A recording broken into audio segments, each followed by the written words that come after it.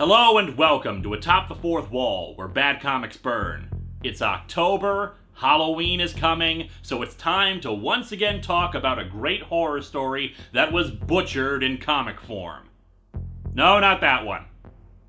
We stopped doing Silent Hill 2 years ago! The Thing!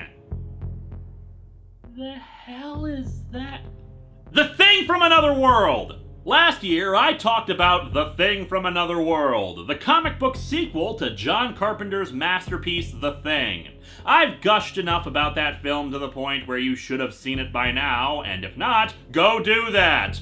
The comic story was not very good. Sacrificing the claustrophobic paranoia of the film, it embraced action and only mild paranoia. The rules about the alien creature changed a bit from the movie to the comic, and the main character, Macready, now relied entirely upon incredible luck and coincidence to survive. However, the end of the story had Macready pretty much where he was at the end of the movie, freezing to death after having seemingly killed it, this time on a submarine. It had bad science, some poor examples of sequential storytelling, and a weak story overall as a follow-up to the film. But it had its positive points, the main one being the artwork, which did kind of a semi-realistic painted style that, while it had hiccups in the idea of comic book storytelling, still looked pretty damn good. Hey, guess what we lose in today's comics? Yes, instead of leaving well enough alone with the one sequel, Dark Horse decided they needed another sequel. This one 4 issues instead of the 2 from last time. And of course, even more ridiculous in its contrivances, and with worse artwork. So let's dig into The Thing from Another World, Climate of Fear, number 1 and number 2, and see how they can keep this story going.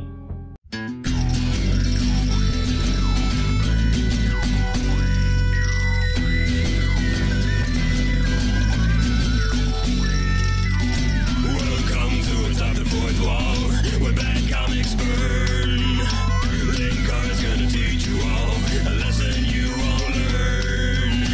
Brodsky, you're not the smartest. Life out, you're not an artist. Anyone who's had a bad comic published, it could be your turn. Linkara, he's a man, punch, wears a party hat. Linkara, he has a magic gun. Where'd he purchase that? Linkara, coins, robots, Amazons and trucks. Linkara, this comic sucks. Linkara.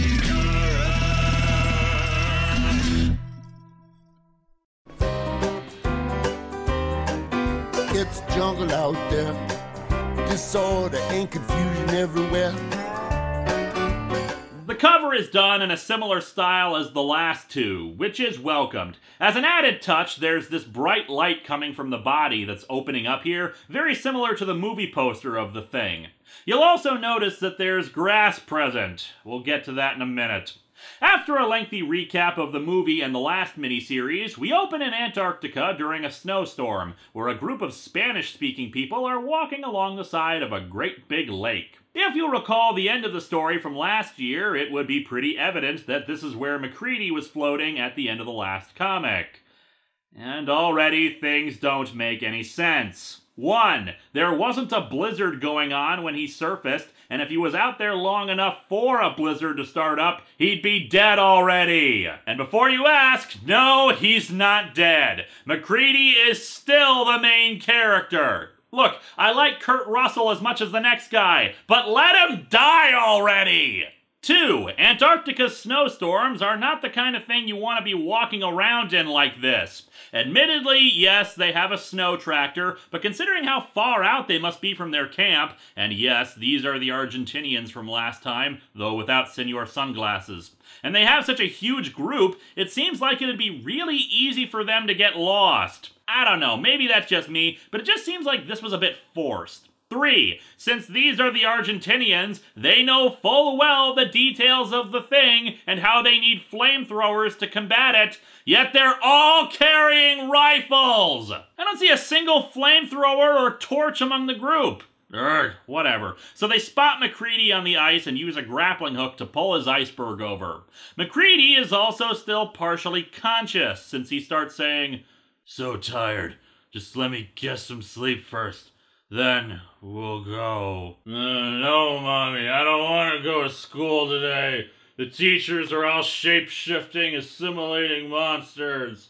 I should note that they're all speaking Spanish here, so I don't understand what they're saying, but thankfully the art is pretty straightforward. And that's the best kind of sequential art, when you can understand what's going on without the dialogue. That being said, for the sake of accuracy, I decided to toss this into Google Translate to see what it was they were saying.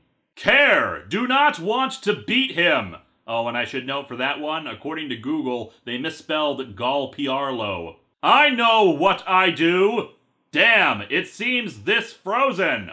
Appears to be silly. Well, he's right there. Macready surviving yet again is pretty silly. And time for Stupid Contrivance the First. While everybody else in the group heads off with Macready, a single guy spots a seal in the water and heads over to it, not even letting the others know what he's doing. Again, they're in the middle of a bad blizzard, but no concern at all for being separated from the group. Apparently all the smart people among the Argentinians were killed in the last miniseries. He picks up the seal, who appears wounded. Maybe I can Romandarte. No, seriously, I can't find a translation for Romandarte. Like I pointed out earlier, some of the words are misspelled, and usually Google recommended the more likely spelling, but this one gave me some interesting results. One was just another guy asking about this very comic and also wondering what Romandarte is, but another one, more amusingly, appears to be a badly translated version of this comic. Even weirder is that it's from a Jurassic Park fan page. The Thing is called The Error, Macready is called Junkie, and Childs is called Raptor Dude. You cannot even begin to imagine how tempted I am to call them all by those names. Oh yeah, and it turns out the seal is the thing, and it quickly shapeshifts and attacks the guy like the seal was an anglerfish or something. I'm a little more forgiving of this transformation than last time, since the creature is attacking when the others have walked away, but this is the sort of situation that shouldn't have happened at all. Why did this guy even try to rescue the seal to begin with? Yeah, it was injured, but it's still a wild animal. It probably would have attacked you just as soon as let you help it. Wounded animal that large isn't good. Macready wakes up in a hospital bed screaming, and already we can see the artwork has taken a turn for the worse. Check out this Argentinian who looks like he's exercising on a ski machine or something. So, let's do a count now. Macready has been nearly frozen to death about 3 or 4 times now. His muscles have got to be in a terrible state thanks to all the action he's seen in the movie and in the last comic.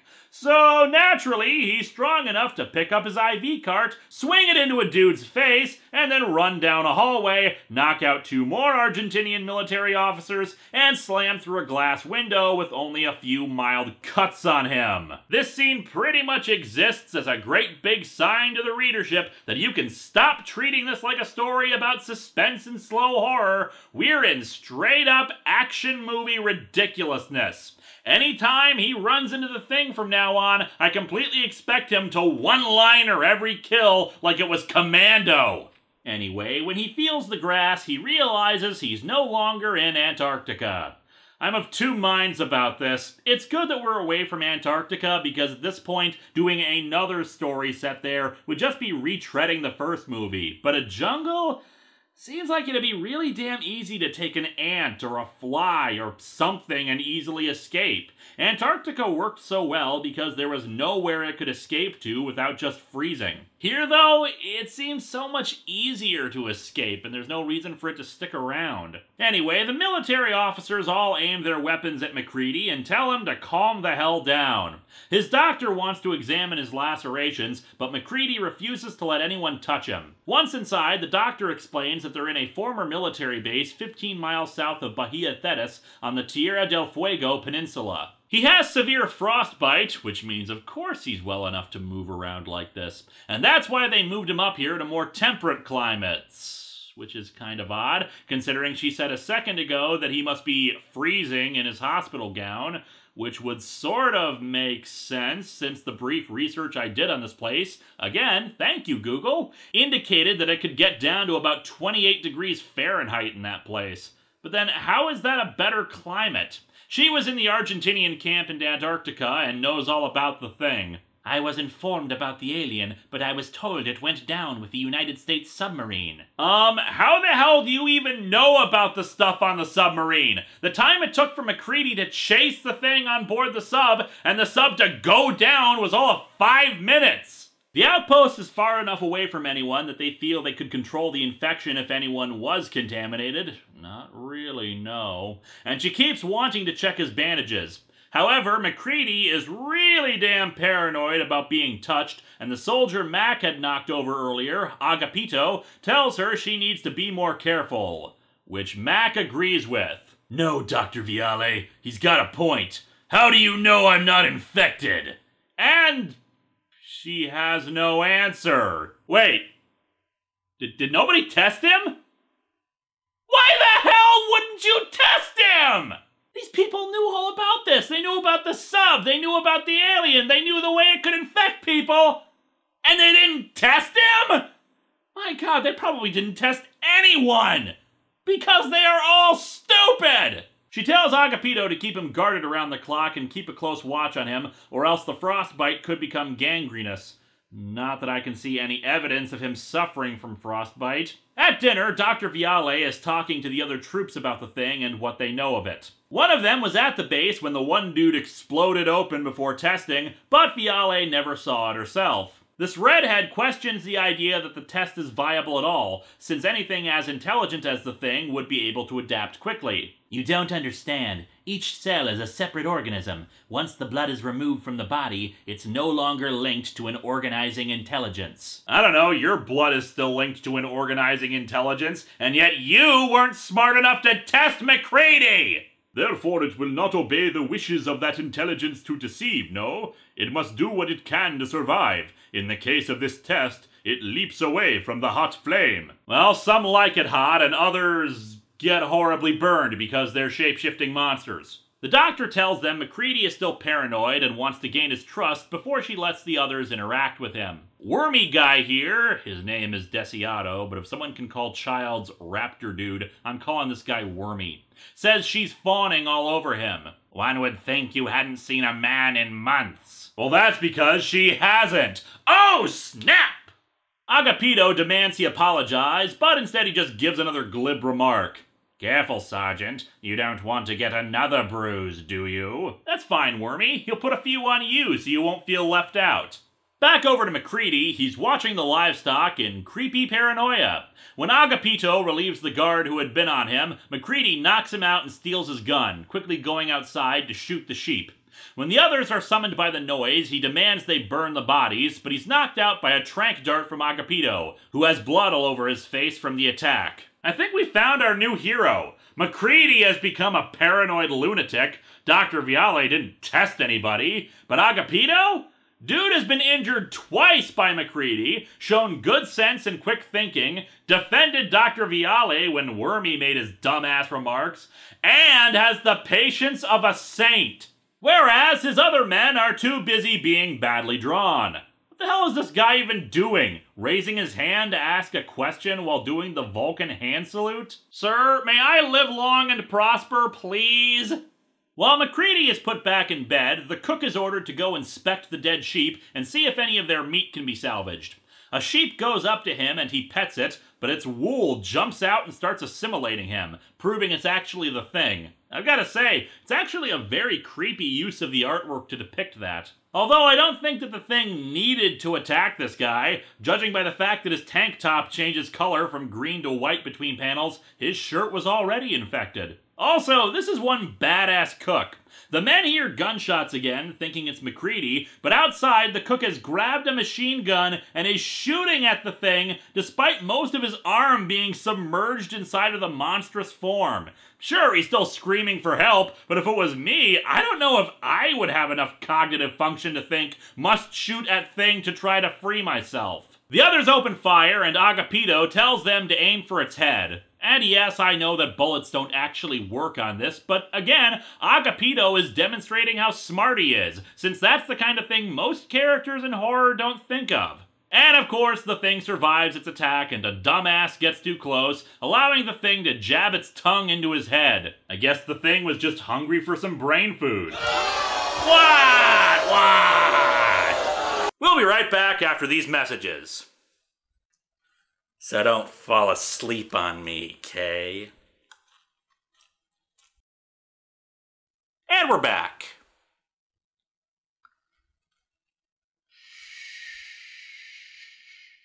The guy who had been at the camp and seen it beforehand says they need fire, and they quickly grab some gasoline and a flamethrower, torching the creature.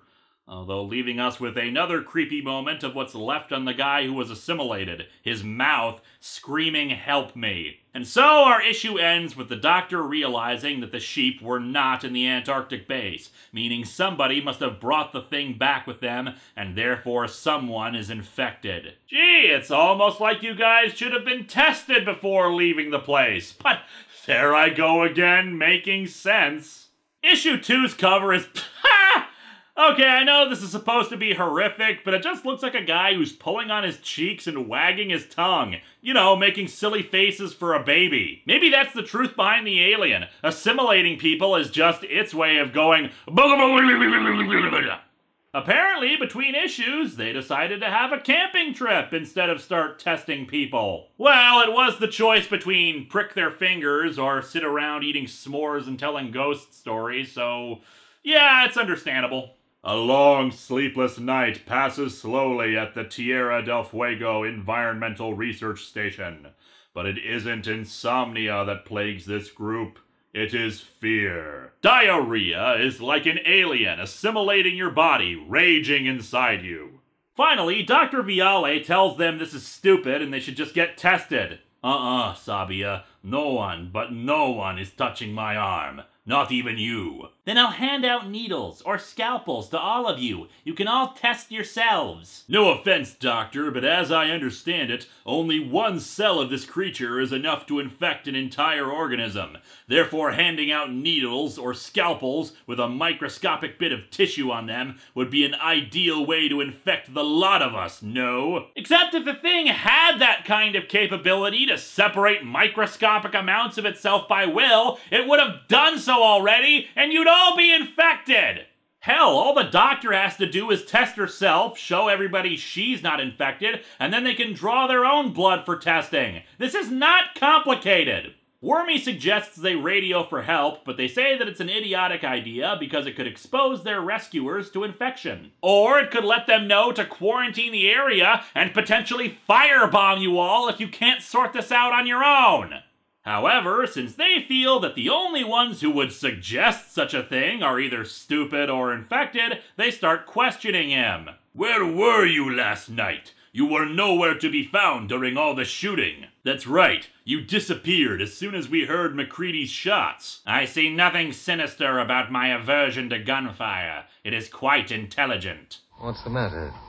Is staying alive too complicated for you? Dr. Viale says they can't just throw out accusations and that they should probably just retire to their quarters. Oh yeah, because everyone's clearly gonna be able to sleep knowing one of them is infected. Everybody is full of dumb ideas today. No, that's okay. I can stay. I will also stay out here in the open. I have nothing to hide. Well, if that's the case, it's time for a sing-along! Oh, I'm a happy camper, I love the summer sun. Guys, you aren't singing.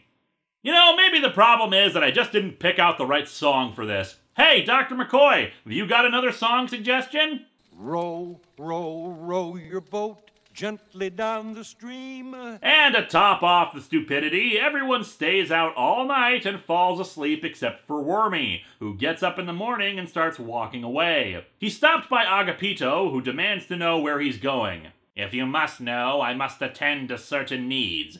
You seem like the type who would urinate in public, but I am not. No, you seem like the type who would urinate his own pants and then blame the smell on someone else. Agapito is sick of his crap, but Wormy thinks that the best thing to do is mock the angry man holding a rifle. When Agapito raises his fist to punch him, Wormy has this to say. Sergeant. If you really believe I'm a monster, would it be wise to strike me barehanded? Realizing that danger, Wormy decides to show just how SMRT he is. Heh, I can see how these ridiculous suspicions might have their advantages. And Agapito whacks him across the face with the butt of his gun. Agapito, I award you the prestigious honor of Guy I'm Rooting For to Survive. Can it be that I have outsmarted you, Doctor? Is that possible? It's not only possible, it's probable. You savage! I hurl countless abuse and insults at you, and you have the gall to respond to them? How savage! Agapito just laughs him off, but then Wormy goes over to a pistol and grabs it. Don't laugh at me, you ape! I am Wormy McSlimington III, and I will not be insulted! Seeing him aim the pistol at Agapito, another soldier guns Wormy down in his defense. And nothing of value was lost. The soldier is pretty horrified about what he just did, having killed another human being, but Agapito tells him he did right, and his report will reflect that. But how am I to explain my conduct? An officer under your command refused to obey orders, openly mocked you, failed to respect the chain of command, and made a bad situation worse. Hitting him like you did was probably the most appropriate response you had after that crap. They hear Macready calling out to them from his room. Good lord, the only guy doped up enough to get any sleep around here, and look at him! If you guys weren't sleeping earlier, why the hell were you all lying down like that during all hours of the night? Are you saying you were just sitting there all quiet the entire time? Might as well kill yourselves now, 'cause you're already dead. I'm so glad Macready's still in this story. He's offering such useful suggestions. You know, he's beginning to make sense to me. We should all kill ourselves right now. It'll confuse the enemy. You magnificent bastard, I read your book!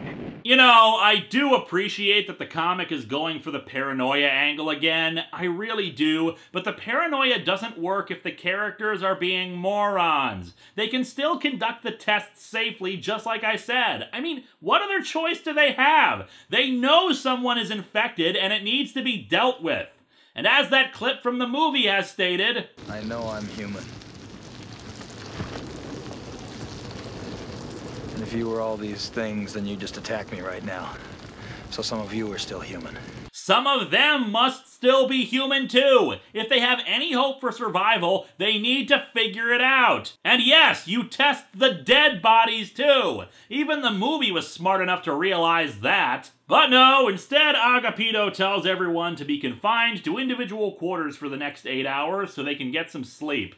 2 teams will patrol the compound and detain anyone trying to leave their room, including him. And yeah, unfortunately, that doesn't work either. If one or both members of the search team are infected, then it will just give them the chance to infect the others. And the best part? We see the patrol, and they don't have flamethrowers! Come on, people! Oh, and it turns out Wormy Guy was actually the one infected, since during the sleep time, his corpse rises from the grave they dug for him, and he quickly attacks and assimilates the 2 patrols via the mouth. Hey, that's actually a neat trick. He can fit his whole hand inside their mouths. Later, everyone wakes up and they find Agapito tied up and gagged. He's sure it was Macready, but couldn't tell in the dark.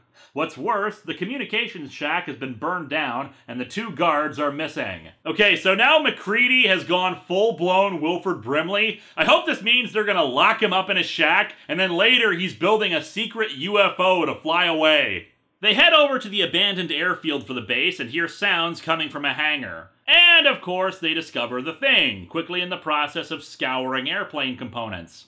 I've gotta say, I'm glad they went this route with it. The Thing has no reason to attack any of them at this point. Its goal should be getting the hell out of there, and they already know about its existence and how to fight it, so yeah, escape is its best bet. It uses a rotor to impale one guy before Macready suddenly arrives to flamethrower the Thing. However, part of the creature balloons out and explodes a monkey-like creature that runs off into the forest. Well, why the hell didn't it just do that before? Have part of it stay behind to work on the plane, and the other part could run off into the forest. Increase your chances, dude. Macready runs off after the thing, the only one who runs after it, by the way, but gets lost amidst the vines and brush. He fears he won't find it, but it seems all that time sleeping has sharpened Macready's luck, because he comes across an American military unit along with Raptor Dude! Wow! I don't buy it for a single second! Macready surviving the submarine was implausible enough as it is, but Childs too? Anyone else found from the submarine wreck would have been in the same lake as Macready. But whatever. They meet up with the Argentinians and take charge, having Mac cut his thumb to perform a blood test. Macready asks how the hell Childs survived. You survived, didn't you? Yeah, but that's because Macready is the offspring of a rabbit's foot and a four-leaf clover. Fact is, these Navy boys came in a hurry to investigate the wreck and found me. A hurry? Bit of an understatement considering how quickly the sub went down, and probably without even getting off a distress signal. Dr. Viale says she's perfectly willing to do the tests, but doesn't think they should have the guns in their faces. You have not really been paying attention to anything that's happened today, have you, Doctor? She's not very cooperative, is she? None of them are. I suggested that they all kill themselves, but only one guy thought it was a good idea. Macready hands the petri dish to Childs, and our comic ends with Macready's blood leaping out of the dish when put over a flame. And what a cliffhanger to leave us off on! Of course, it doesn't make a damn bit of sense for him to be infected, especially not with the final panel being his horrified reaction. These comics, unfortunately, suck. Like I said, I applaud the idea of going back to the paranoia, but it has to flow naturally with the situation. Panicky paranoia is okay because it's quick and no one's taking any time to think. But when they're just sitting around a campfire all night looking suspiciously at each other, and Macready has been reduced to a gibbering half-a-phobiac who just wants to burn everything, all of this just seems kind of stupid and pointless. It has some good moments, but you need more to sustain this kind of story than that. Next week, we'll see just what sort of excuse they pull out of their ass for why Macready doesn't get torched instantly after failing the blood test.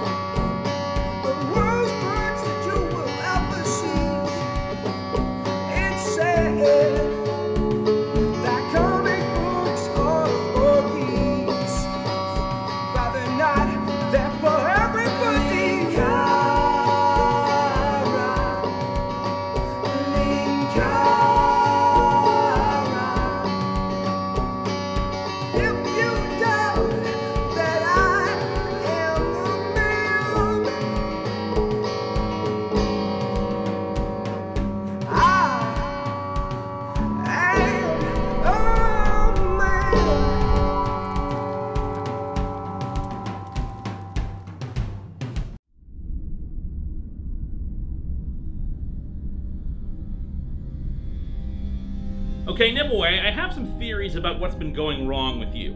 I'm gonna start examining code blocks one by one and trying to see if there's anything wrong. You can start by initiating...